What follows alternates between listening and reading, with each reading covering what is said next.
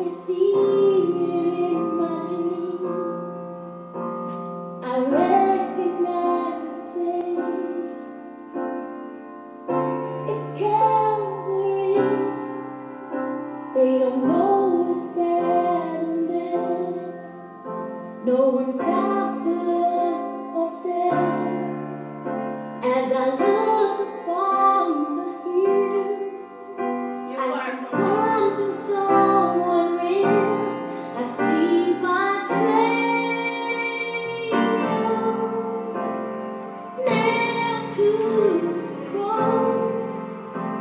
He did it all for me,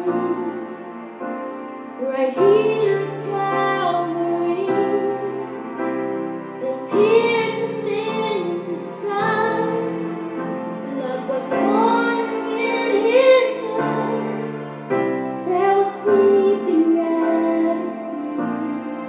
I fell and worshipped on my knees at Calvary.